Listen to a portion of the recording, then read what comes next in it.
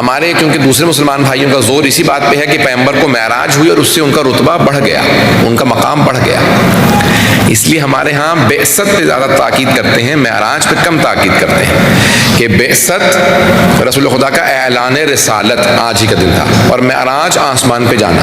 علامہ Tabatabai نے بحث کی ہے کہ 2 مرتبہ پیغمبر کو معراج ہوئی ہے، بعض نے اس سے بھی زیادہ لکھی ہے، لیکن علامہ طباطبائی کہتے ہیں 2 سے زیادہ مرتبہ ثابت نہیں ہے، لیکن 2 مرتبہ ثابت ہے قرآن کی روح سے۔ اب لیکن وہ یہ کہتے ہیں، بہت سی بحث کرتے ہیں ہمارے برادران کہ رسول خدا معراج پہ گئے، اس کے بعد پھر رسول خدا کو ترقی ملی، وہ ترقی ہوئی جو دوسرے انبیاء کے پاس مقام نہیں تھا کہ آپ معراج پہ گئے۔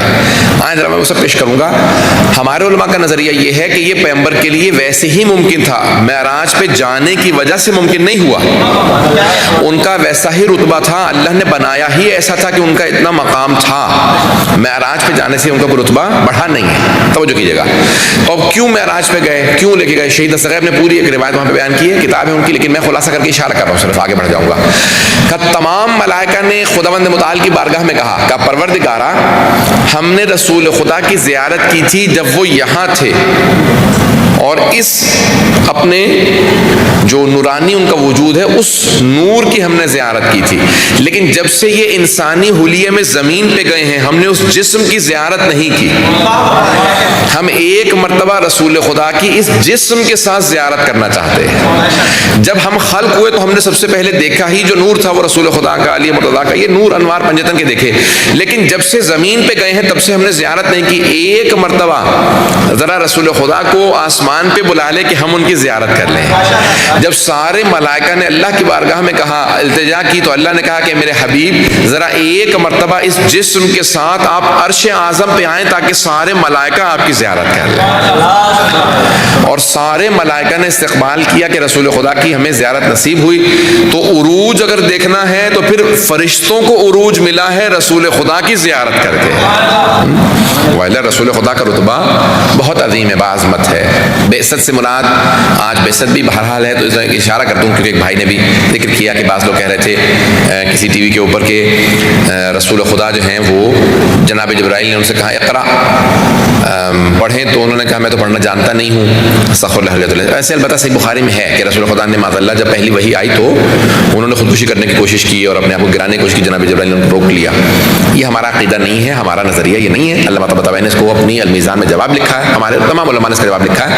اہل بیت علیہ السلام نے اس کو رد کیا، انہوں نے کہا کہ معاذ اللہ رسول خدا کے لیے کوئی اگر پیغمبر نہیں جانتے تھے کہ میں نبی ہوں، رسول ہوں، تو وہ دوسری دنیا کو کیا سکھانے کے لیے آئے تھے؟ جو خود نہ جانتا ہو تو بہرحال رسول خدا کے لیے کوئی ایسا وہ نہیں تھا کہ معاذ اللہ انہیں معلوم نہیں تھا۔ ایک اور بات میں کہتا چلوں، اب وہ کہتے ہیں، انہوں نے لکھا کہ جب گھر آئے تو بہت پسینے آ رہے تھے اور بخار ہو گیا تھا بہت تیز، تو جناب خدیجہ نے کہا کہ کیا بات ہے؟ کہا ایک مجھے ایک مخلوق نظر آتی ہے، جناب جبرائیل کو پہچان نہیں سکے تھے، تو ایک مخلوق نظر آتی ہے، بہت اس کا وجود بہت بڑا ہے، ہیکل بہت بڑا ہے، اس سے مجھے بہت ڈر لگ رہا ہے، اور بار بار آ کے کہتا ہے اقرا، بار بار آ کے کہتا ہے بسم اللہ پڑھیں اور کہیں اقرا، میں پڑھنے نہیں جانتا، مجھے بار بار کہتے پڑھیں۔ تو اس کے بعد پھر پیغمبر کو بخار ہو گیا۔ جناب خدیجہ نے کہا میرا کزن ہے، وہ کرسچن منک ہے، وہ ایک پادری ہے عیسائی، اس کا نام ورقہ بن نوفل، اس کے پاس چلتے ہیں شاید وہ بتا دے کہ کیا ہے۔ تو اس کے پاس گئے اور اس نے ورقہ تو سمجھتے ہیں نا، ورقہ پیج کو کہتے ہیں نا اردو میں، تو ایک ورقے نے مدینۃ العلم کو بتایا کہ آپ نبی ہیں، اور اس کے بعد پھر رسول خدا نے کہا کہ معاذ اللہ استغفر اللہ رب العزت، کہ اچھا ٹھیک ہے، پھر یہ جو نظر آ رہا ہے مجھے بار بار کا وہ فرشتہ اللہ کا جناب جبرائیل ہوں گے اور وہ آپ کے پاس آ رہے ہیں۔ استغفر اللہ، ایسے نبوتیں ثابت نہیں ہوتی بلکہ مشکوک ہو جاتی ہیں۔ پتہ نہیں بات واضح ہو رہی ہے نہیں ہو رہی؟ تو اللہ نے گرامی جناب رسول خدا جو تمام انبیاء علیہ السلام کے سردار ہیں، خاتم النبیین ہیں، اس طرح سے ان کی نبوت ثابت نہیں ہوتی۔ ہمارا یہ عقیدہ ہے کہ 2 برس کے سن میں رسول خدا کا دل صاف کرنے کے بعد انہیں پاک و پاکیزہ نہیں کیا، جو آئے ہی دنیا کو پاک کرنے کے لیے ہیں، انہیں پاک ہونے کی ضرورت نہیں۔ تو اب سب توجہ کریں گے، معراج کیا ہے، رسول خدا کی بعثت کیا ہے؟ بعثت یہ ہے انما بعثت لاتمم مکارم الاخلاق۔ توجہ کیجیے گا، بعثت تھوڑی سی میں اشارہ کر کے آگے بڑھوں گا۔ بعثت پیغمبر اسلام میں کوئی کمی نہیں تھی، he had nothing less کہ اب 40 سال کے ہو گئے تو کمال پہ آ گئے اب آپ اعلان کر دیں، نہیں۔ توجہ چاہوں گا، پیغمبر میں کوئی کمی نہیں تھی کہ جس کی وجہ سے جناب عیسیٰ کے حوالے میں کہہ رہے ہیں انی عبداللہ آتانی الکتاب وجعلنی نبیا، میں اللہ کا بندہ ہوں، اس نے مجھے نبی بنایا ہے، کتاب دے کے بھیجا ہے. تو ایسا نہیں ہے. اور یہ بہت سے عیسائی کہہ دیتے ہیں تمہارے قرآن میں لکھا ہے جناب عیسیٰ نے حوالے میں کلام کیا اور تمہارے نبی 40 سال کے سن میں جا کے نبی بنے. نہیں، 40 سال کے سن میں نبی نہیں بنے. پیغمبر خود فرما رہے ہیں کنتو نبیا وآدم بین الماء والطین، ابھی آدم کی مٹی مٹی تھی، پانی پانی تھا، اللہ نے مکس بھی نہیں کیا تھا، میں اس وقت بھی نبی تھا.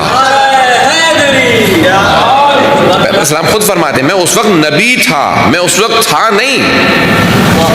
بہت فرق ہے ہونے میں اور نبی ہونے میں، بہت فرق ہے. کہا میں جب سے تھا میں تب سے نبی تھا، نبی بنا نہیں ہوں، نبی ہی آیا ہوں.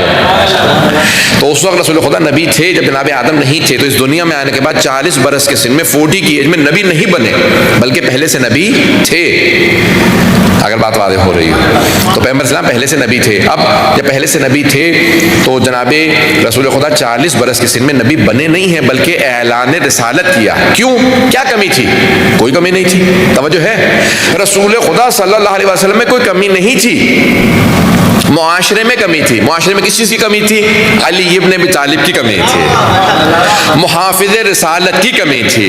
جیسے ہی جناب امیر علیہ السلام کی ولادت ہوئی تو اس کے بعد جب 10 سال کے ہو گئے، 9-10 برس کے تھے، تو اللہ نے کہا کہ اے میرے حبیب یا ایھا المدثر قم فانذر وربک فکبر، اے میرے حبیب، اے کالی کملی والے کھڑے ہو جائیے، اعلان کر دیجئے، لوگوں کو ڈرائیے کہ شرک کو چھوڑ دو، نجاستوں کو چھوڑ دو، برائیوں کو چھوڑ دو، شراب کو چھوڑ دو، جوئے کو چھوڑ دو، بیٹیوں کو دفنانا چھوڑ دو، اس راستے پہ آ جاؤ جو سارے انبیاء کا راستہ ہے. لیکن اب آپ کے ساتھ آپ اکیلے نہیں ہوں گے، حفاظت کرنے والا میرا علی آپ کے ساتھ ہوگا، یہ آپ کی حفاظت کرے گا. تو عزیزان گرامی، معاشرے میں اس وجود کی کمی تھی، پیغمبر کے اندر کوئی کمی نہیں تھی.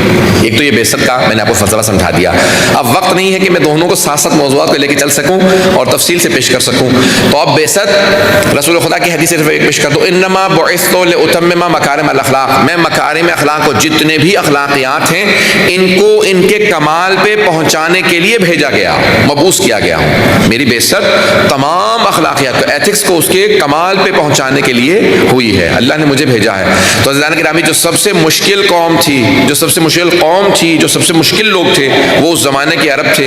بھئی آج کے عرب اتنے مشکل ہیں تو آپ سوچیے اس زمانے کتنے مشکل لوگ رہے ہوں گے. اتنے ڈیفیکلٹ پیپل تھے، بہت ہی ڈیفیکلٹ، یعنی مشرک بھی تھے، سخت دل بھی تھے، بدو عرب، بیٹیوں کو جو زندہ دفنا دیتے ہوں. تو جو سب سے مشکل قوم تھی ان کے لیے اللہ نے سب سے باعظمت، سب سے عظیم نبی کو مبعوث کیا. کہا جو سب سے مشکل ہے میرے حبیب، آپ سب سے باعظمت ہے، انک لعلی خلق عظیم، آپ خلق عظیم کے مالک ہے، میں آپ کو مبعوث کر رہا ہوں کہ آپ جا کے ان کو تبلیغ کریں. توجہ ہے سب لوگوں کی میرے ساتھ. تو عزیزان گرامی، اللہ نے سب سے عظیم نبی کو، سب سے بڑے نبی کو سب سے مشکل لوگوں میں بعثت کی، بھیجا. اور پیغمبر اسلام نے ان لوگوں کو بھی اسلام کی دعوت دی، لوگوں کو مسلمان کیا، لوگوں کو اخلاق. عزیزان گرامی، اب بہت سے لوگ یہ کہتے ہیں کہ جو کافر تھے انہیں مسلمان بنایا، مسلمان کو مومن بنایا، مومن کو متقی بنایا، متقی کو یقین کے درجے پہ فائز کیا، جو یقین کے درجے پہ فائز تھا اسے کل ایمان بنایا. عزیزان گرامی، رسول خدا نے جو بے زر تھے انہیں ابو ذر بنا دیا، جو غیر مسلم تھے انہیں سلمان بنا دیا. عزیزان گرامی، کسی کو مقداد بنایا، کسی کو عمار بنایا. یہ پیغمبر اسلام کا کمال تھا، جس کو دیکھتے تھے اگر اس میں ظرفیت تھی تو پیغمبر نے اسے کمال پہ پہنچا دیا. جن میں خود ظرفیت نہیں تھی وہ محروم رہے، پیغمبر کے پاس وہ محروم رہے جن میں اپنی ظرفیت اچھی نہیں تھی، جن کا اپنا ضمیر اچھا نہیں. یہ بعثت ہے.